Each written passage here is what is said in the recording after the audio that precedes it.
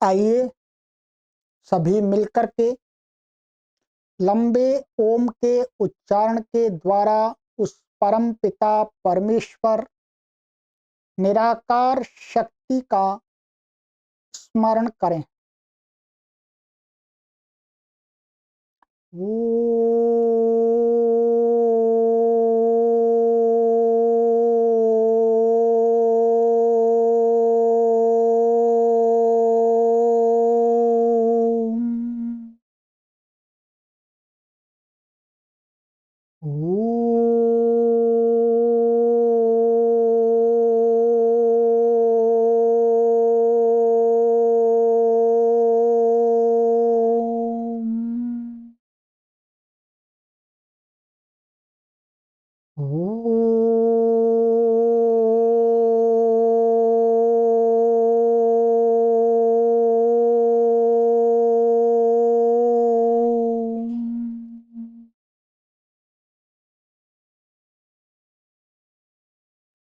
सभी को सादर नमस्ते। सनातन वैदिक धर्म यूट्यूब चैनल में आप सभी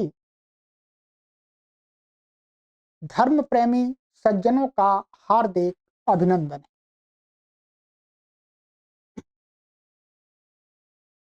मित्रों, योग दर्शन को पढ़ रहे हैं और आज हमारी योग दर्शन की कक्षा संख्या 12 है।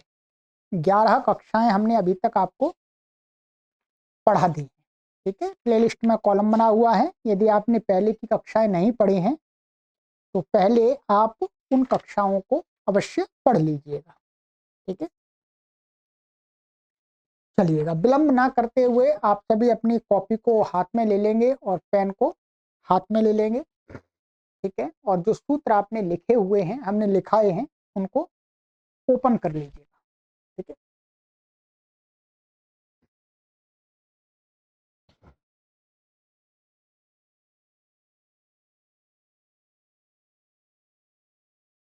तो गत कक्षा में मैंने आपको ये 2 सूत्र पढ़ाए थे।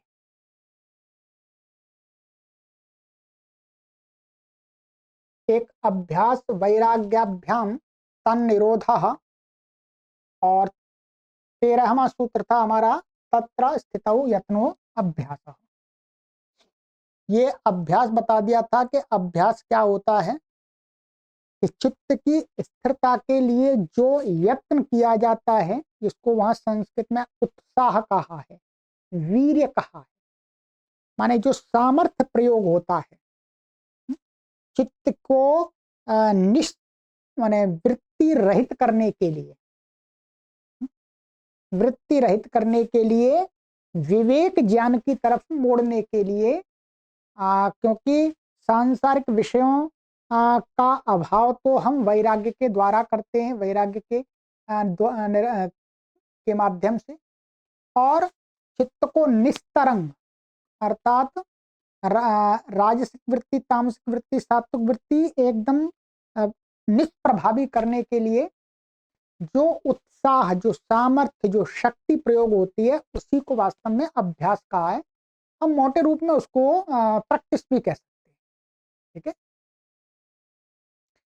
अब इस पर आगे किसी पाठक को शंका हो जाए कि जो ये चित्त की वृत्तियों को, चित्त की स्थिरता के लिए, चित्त की स्थिरता के लिए, मतलब चित्त की शांत स्थिति के लिए, चित्त में वृत्ति ना उठे, किसी भी प्रकार के वृत्तियां ना उठें, ना विषयों के द्वारा उठें, ना संस्कारों के द्वारा उठें। ये आपको समझा दिया था कि चित्त में वृत्तियां विषयों यानी इंद्रियां विषयों के साथ जब जुड़ती हैं तब भी उठता चित्त की वृत्तियां बनती हैं, और जो चित्त के अंदर जो संस्कार संचित हैं, उन संस्कारों से भी वृत्तियां बनती हैं। तो माने बिल्कुल वृत्ति उठना ही नहीं। जैसे कहते हैं शांत सागर, सागर जब उसमें लहरें नहीं उठती हैं तो एकदम शांत होता है। तो सागर की स्थिति को बता रहे हैं। सागर जब शांत होता है तब उसके पास में यदि आप बैठेंगे तो आपको अपार शांति का अनुभव होगा। यह भी विशेषता है।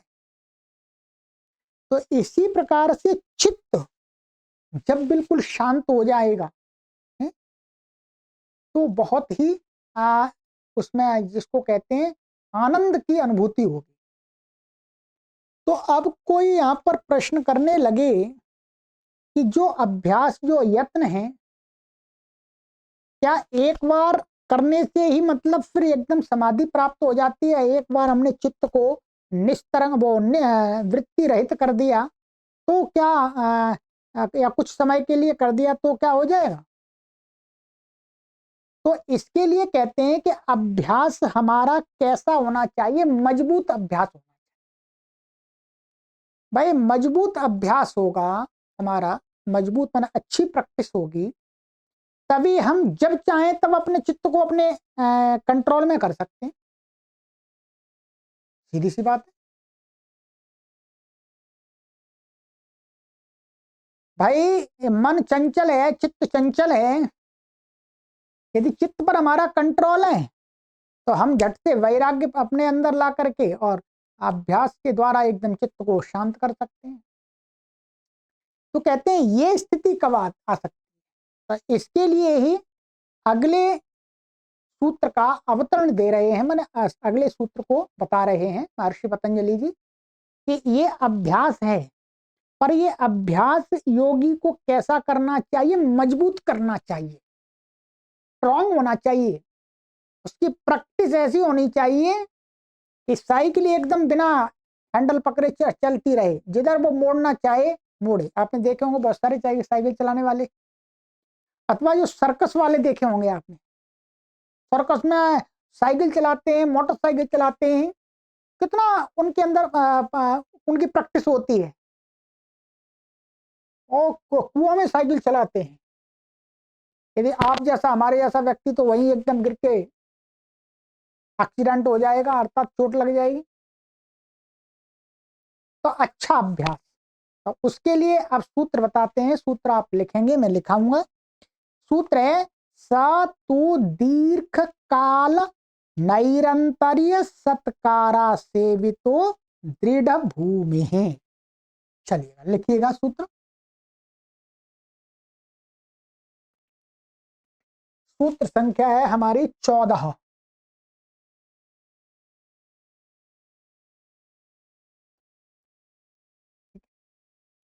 स तु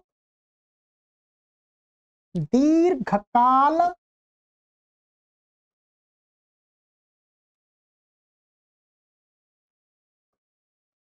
नैरंतर्य, लिखते जाइएगा सभी सूत्रों को। सत्कारा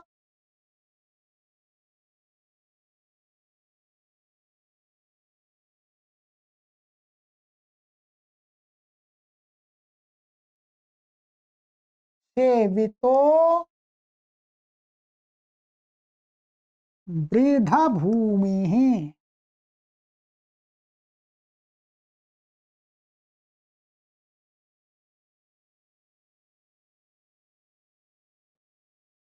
ठीक है, लिख लीजिएगा। स तु दीर्घ काल नैरंतर्य सत्कारा सेवितो दृढ़ भूमि। और समझते हैं इसको। स का अर्थ है यहां पर स माने वह कौन? अभ्यास। ठीक है, वह कौन? अभ्यास। तो माने तो, हिंदी में तो हो गया है, संस्कृत में तू भी है तो भी है, दोनों का अर्थ तो ही है? वह अभ्यास तो कहते हैं दीर्घ काल, ये शब्द हो गया दीर्घ काल, और एक हो गया नैरंतर्य, और एक शब्द हो गया, ये मैं यहाँ वो लगा रहा हूँ, ब्रेक कर रहा हूँ, सत्कार, सत्कारा सेवित। ठीक है, ये दो शब्द हैं, सत्कार और आसेवित, परंतु यहाँ पर जोड़ करके इसका अर्थ कंप्लीट होता है। तो सत्कार आसेवित, और एक शब्द ये है दृढ़ भूमि। अब प्रत्येक शब्द का आप अर्थ देखेंगे। दीर्घ काल, दीर्घ काल का अर्थ हो गया लंबा काल। भाई हमने दीर्घ काल कह दिया तो उसकी कोई सीमा नहीं है। भाई ये कहते हैं 1 वर्ष, 2 वर्ष, 3 वर्ष, या 1 मंथ, 2 मंथ, 3 मंथ, तो एक सीमा हो जाती। अब यहां पर दीर्घ काल कह दिया। दीर्घ काल का अर्थ ये पूरा जन्म भी हो सकता है, और इस जन्म के बाद अगला जन्म, अगला जन्म, अगला जन्म, कई जन्म भी हो सकते हैं। और दीर्घ काल कह, दीर्घ काल कह दिया मतलब जब तक जो योगी है, साधक है, साधिका है, अथवा योग के मार्ग पर चल करके अपने आत्मा को मुक्ति के पथ पर लाने के लिए जो चल रहे हैं, उन सभी लोगों को क्या है, दीर्घ काल तक करना है। यहां पर आसेवित का अर्थ होता है, यहां ध्यान देंगे, मैं बता देता हूं। अच्छा, सत्कार ये है, ये ऐसा, इसको अलग ही कर लेंगे। यहां पर ये आसेवित है, आसेविता, ठीक है। आसेवित माने सेवन किया हुआ, अपनाया हुआ। हम लिखते हैं अपनाया हुआ, ऐसा कर लेते हैं, हुआ, ठीक है, अपनाया हुआ। अब ये सत्कार हम इसको इधर कर लेते, अलग कर देते, चलिएगा, तो सरलता हो जाएगी। कि वो जो अभ्यास है वो कैसा होना चाहिए, दीर्घ काल तक अपनाया हुआ हो, लंबे समय तक उसको हमें लगातार प्रैक्टिस करनी है। प्रैक्टिस जो अभ्यास करना है वो लंबे काल वाला होना चाहिए। ये नहीं का जी भाई एक दिन कर लिया जी छुट्टी, 2 दिन कर लिया, 4 दिन कर लिया, नहीं, लंबे काल। जिसमें जो व्यास भाष्य है उसमें कहते हैं ये बहुत जन्म जन्मांतरों तक चलता है, इतना छोटा भी नहीं है, पैसे तो नहीं लगते आखिर, परंतु जब तक मुक्ति नहीं होगी तब तक ये अभ्यास चलना चाहिए, दीर्घ काल, लंबे समय तक। माने वह अभ्यास दीर्घ काल तक अपनाया हुआ हो। एक तो ये इसका विशेषण दिया दीर्घ काल वाला। दूसरा विशेषण दिया यहां पर नैरंतर्य, माने निरंतरता से। ध्यान देंगे, निरंतरता होनी चाहिए उस अभ्यास में। ऐसा नहीं दीर्घ काल तो करे, ठीक है, कई जन्म तक कर लिया, भाई आज कर लिया, 4-5 दिन छोड़ दिया, फिर कर लिया, फिर 1-2 महीने छोड़ दिया, फिर कर लिया, दीर्घकाल तो हो जाएगा ये दीर्घकाल हो जाएगा, परंतु यह निरंतरता नहीं है। तो महर्षि पतंजलि जी यहां पर इसके साथ में एक ही विशेषण जोड़ रहे हैं कि जो वो अभ्यास है दीर्घकाल वाला तो हो ही, परंतु साथ में उसमें निरंतरता होनी चाहिए, लगातार प्रत्येक दिन का अभ्यास होना चाहिए, उसमें गैप नहीं होना चाहिए, उसमें नागा नहीं होना चाहिए। फिर नागा कर देंगे तो जो चित्त पर जो अभ्यास के द्वारा हमने उसको वृत्तियों को रोका है, फिर दोबारा बार बार अधिक मेहनत करनी पड़ेगी। जैसे कोई घोड़ा होता है, घोड़ा को यदि हम डेली चलाएंगे तो वो सही चलता है, और घोड़े को यदि हमने 1 महीने छोड़ दिया, वैसा ही नहीं चलाया, तो वो कभी कभी क्या होता है, सवार को उठा के पटक देता है, एकदम आंसू उठ जाता है कभी। तो एक तरह से जो ये अभ्यास है ये कैसा है, घोड़ा है एक तरह से, इसको निरंतर इसको प्रयोग करते रहें, घोड़े के ऊपर दिन सवारी करेंगे तो घोड़ा ठीक से सवार को पहुंचाएगा, ठीक से यात्रा कराएगा। वैसे ये अभ्यास है, अभ्यास प्रतिदिन होगा तो जो चित्त है वो चित्त को ठीक स्थिति में रखेगा। तो इसलिए कहा कि यहाँ पर इस चित्त के अभ्यास, चित्त के निरुद्ध वृत्ति के निरुद्धता के लिए जो अभ्यास है वो निरंतरता वाला होना चाहिए। लगातार उसमें हमें अभ्यास करना। लगातार का मतलब ये नहीं कि एकदम आपको रोटी पानी नहीं खानी। लगातार का मतलब प्रतिदिन जो भी आपने साधना का समय निश्चित किया है, उसके अलावा व्यवहार काल में भी आपको ध्यान रखना होगा कि जो ये विषय हैं वो आपको अपनी तरफ तो नहीं खींच, अर्थात आप विवेक, जो विवेक ज्ञान की तरफ से मुड़ करके ना बाह्य की तरफ तो नहीं मुड़ रहे आप। तो निरंतरता वाला अभ्यास। दूसरा का सत्कार। सत्कार का अर्थ तो ऐसा होता है वेलकम, तो वेलकम अर्थ नहीं है यहाँ पर। सत्कार का अर्थ यहां पर दिया है, मैं बता देता हूं आपको कि तपस्या, ब्रह्मचर्य, विद्या और श्रद्धा।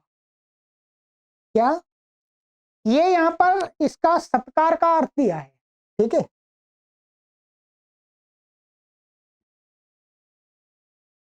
तो सत्कार का अर्थ यहां पर हमें क्या जानना है, आइएगा इसको भी समझिएगा। सत्कार का अर्थ यहां पर जो व्यास भाषी जी है उन्होंने किया है तपस्या। तपस्या, ठीक है, ब्रह्मचर्य,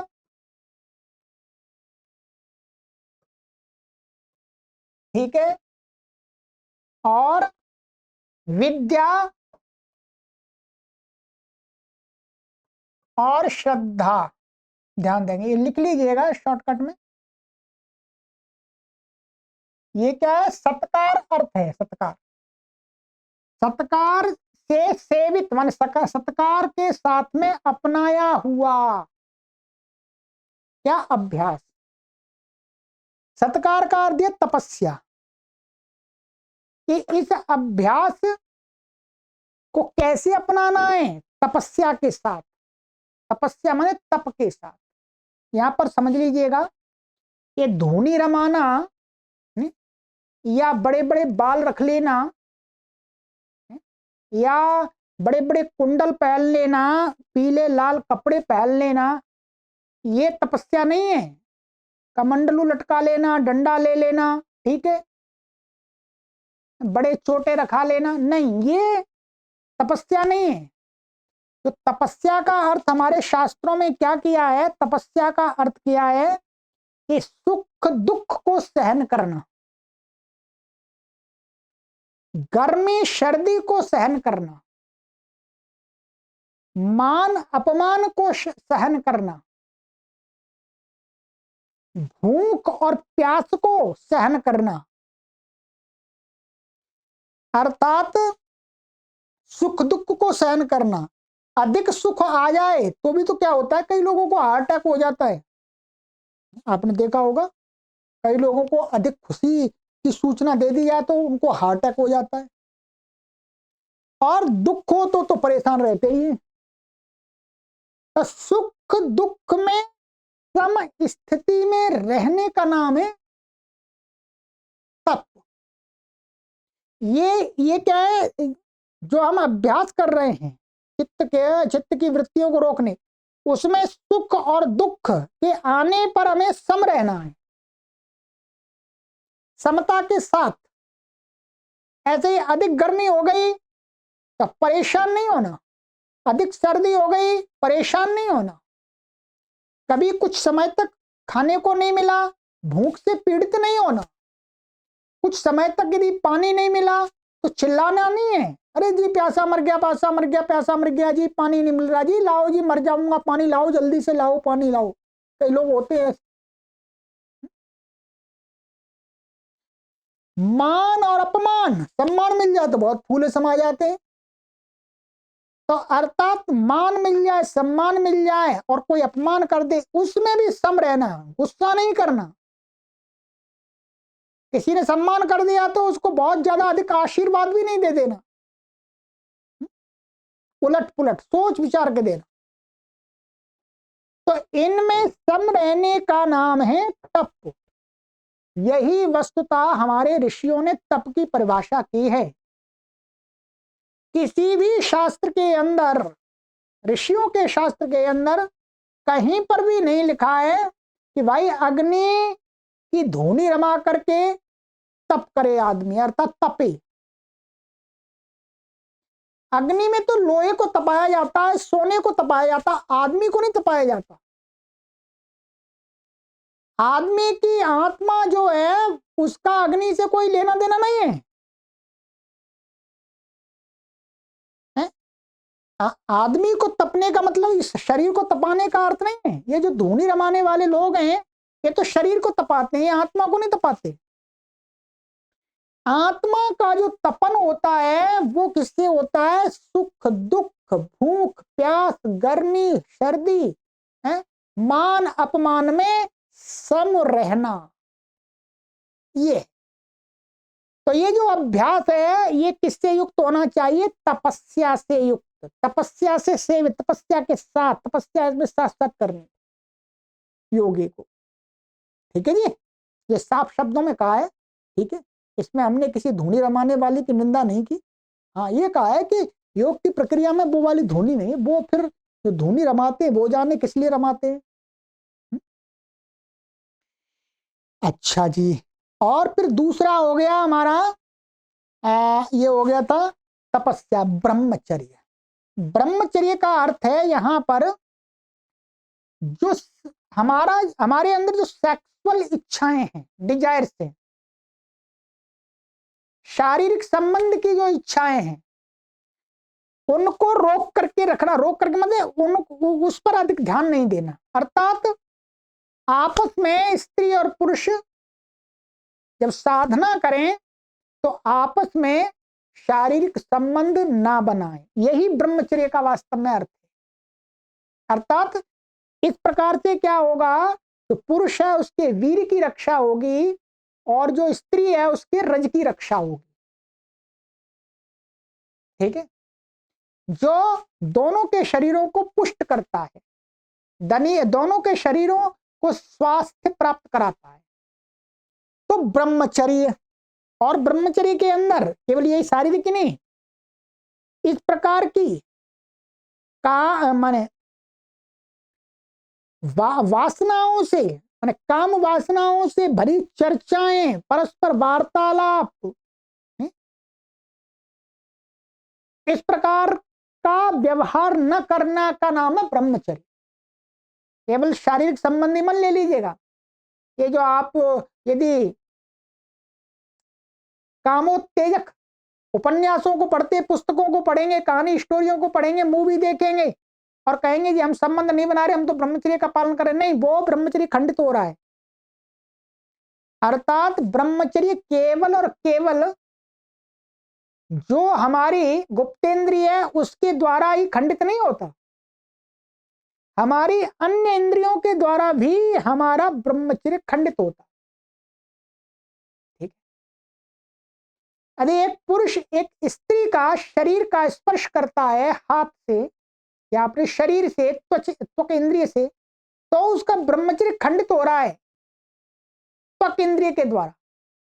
यदि कोई पुरुष या कोई स्त्री परस्पर आपस में एक दूसरे को आकर्षित होकर के देख रहे हैं तो चक्षु इंद्रिय से उनका ब्रह्मचर्य खंडित हो रहा है, उनका चित्त स्थिर नहीं बनेगा। इसी प्रकार से अन्य जो इंद्रियां हैं उनके द्वारा भी इस प्रकार के विषय भोगों से ब्रह्मचर्य खंडित होता है। तो ब्रह्मचर्य का पालन करने के साथ में अभ्यास करना है। ठीक है, अब बहुत सारे लोग हैं, ठीक है, जैसे रजनीश हैं, रजनीश के बारे में ऐसा कहा जाता है, रजनीश जी की बहुत सारी बातें हमको अच्छी भी लगती हैं परंतु बहुत सारी बातें बेकार भी है। वो कहते हैं खूब संबंध बनाओ और परमात्मा की प्राप्ति हो जाएगी, कोई परेशानी नहीं है। वस्तुतः इस योग दर्शन के तो खिलाफ ही है, महर्षि पतंजलि के सिद्धांत के की तो बात खिलाफ है। जब यहाँ पर वो कह रहे हैं, महर्षि व्यास कह रहे हैं कि भाई सत्कार में ब्रह्मचर्य आ रहा है, तो ब्रह्मचर्य में यदि एक स्त्री और पुरुष आपस में संबंध बनाए, उनको खुली छूट दे दी जाए तो उनका ब्रह्मचर्य का क्या कहा जाएगा? कुछ नहीं कहा जाएगा। तो इस प्रकार की समाज में अनेक ब्रह्मचर्य के नाम पर बुराइयां भी है, तो उनको भी समझना होगा। परंतु यहां पर तो उन्होंने ब्रह्मचर्य से यही बताया है, महर्षि व्यास जी ने, जो मैं आपको बता रहा हूं। ठीक है, मैं अपनी तरफ से नहीं बता रहा हूं, उनकी बात बता रहा हूं। और फिर है विद्या। विद्या से अर्थ है कि हमें स्वाध्याय भी करना है, अपने अज्ञान को मिटाने के लिए प्रयास भी करना है, प्रयासरत रहना है। ये जो महर्षि पतंजलि का योग है, ये केवल ऐसा नहीं है कि आलसी और निठल्ले लोगों के लिए। इसमें आपको विद्या का स्वाध्याय भी करना पड़ेगा, अध्ययन भी करना पड़ेगा, अपने अंदर देखना पड़ेगा मेरे अंदर किस प्रकार की अविद्या है, अज्ञान है, उसको नाश भी करना पड़ेगा। ठीक है, तो इसमें यही बताया इन्होंने, अविद्या का निवारण अथवा ज्ञान की प्राप्ति विद्या कहलाता है।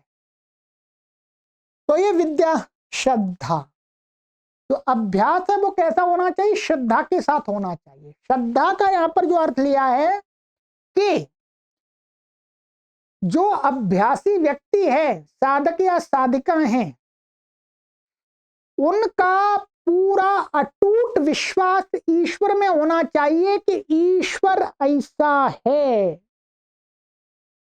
ईश्वर सर्वव्यापक है, ईश्वर मेरा रक्षक है।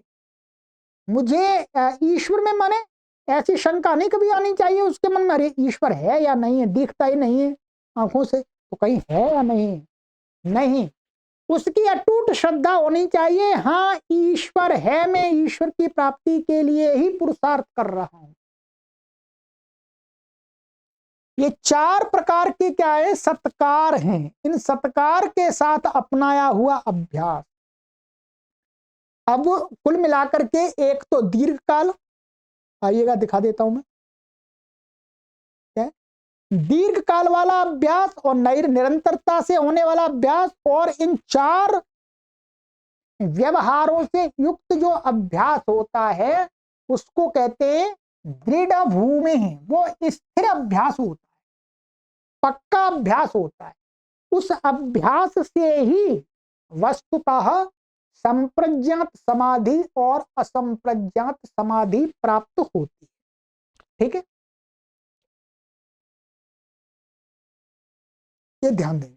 ठीक है, तो मैंने पूरा आपको सूत्र एक एक शब्द करके समझा दिया है। चाहे आप संस्कृत का कुछ भी नहीं जानते होंगे तो भी आपको आराम से समझ में आ गया। ठीक है, चलिए अब कक्षा कभी बड़ी हो जाती है, तो अब मैं आज इतना ही करूंगा केवल। अगली कक्षा में अब 15वां सूत्र पढ़ाऊंगा। ठीक है, बड़ी कक्षा हो जाती है, हमारे पाठक फिर पूरा को पढ़ने में थोड़ी सी परेशानी अनुभव करते हैं, हम जानते हैं, डाटा भी खर्च होता है, क्योंकि आप हमारे सामने तो नहीं बैठे हुए। तो आज हमने ये 14वां सूत्र पढ़ लिया है। अब आएगा हमारा अगला सूत्र, ये तो अभ्यास का विषय का हो गया। ठीक है, अब आएगा वैराग्य वाला। वैराग्य की परिभाषा बताएंगे, अभ्यास वैराग्याभ्याम, तो वैराग्य क्या होता है, मोटा मोटा तो हमने बता दिया था आपको, परंतु ये यहाँ पर और बताएंगे स्पष्ट करके। ठीक है, तो आइए मित्रों, सरल भाषा में मैं समझाने का पूरा प्रयास कर रहा हूं। ठीक है, करोड़ों लोग इस योग विद्या से परिचित तो हो जाएं। देखिए, ये मैं नहीं कहता कि आप इस प्रकार से पूरा अपना लेंगे, आपको इस पर मार्ग पर चल पड़ेंगे, कोई बात नहीं, हमको जानकारी तो हो, पहले जानकारी होगी तब चलने की बात बाद में आएगी। जानकारी होगी तो जब हमें अवसर मिलेगा तो हम तब तक चलेंगे। है? तो जानकारी अवश्य है, ये कभी मत सोचिएगा जी अरे मैं कर ही नहीं पाऊंगा तो फिर जानकारी क्या करने का, नहीं, जानकारी तो हमें होनी ही चाहिए, हम कर पाए या ना कर पाए अलग बात है। अब मैंने भी तो जानकारी प्राप्त की है, मैं आपको भी जानकारी दे रहा हूं, और जब मैं पढ़ाता हूं आपको तो और मेरे मन में नई नई बातें आती हैं, उन नई नई बातों को भी आपके साथ में शेयर कर देता हूं।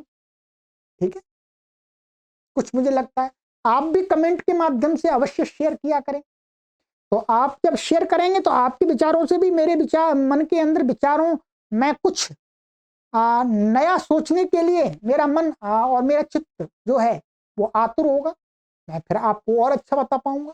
ठीक है, बाकी सरल भाषा में आपको पढ़ाएं। ठीक है, चलिए 14 सूत्र हमारे हो गए 12 कक्षाओं में। और यदि आपको लगता है ये चैनल अच्छा कार्य कर रहा है, सनातन वैदिक धर्म, हम तो अपनी तरफ से पूरा पुरुषार्थ कर रहे हैं अच्छा करने के लिए। ठीक है, फिर भी आपको यदि लगता है अच्छा करता है, अच्छा कर रहा है, ये समाज में जागृति ला सकता है, ये समाज को सनातन धर्म से सही दिशा में जोड़ सकता है, ठीक है, ये वैदिक सिद्धांतों को, ऋषियों के सिद्धांतों को है समाज तक आराम से पहुंचा सकता है, तो आपसे मैं अवश्य निवेदन करूंगा कि आप इस चैनल से अधिक लोगों को जोड़िएगा, क्योंकि हम जोड़ नहीं सकते हैं।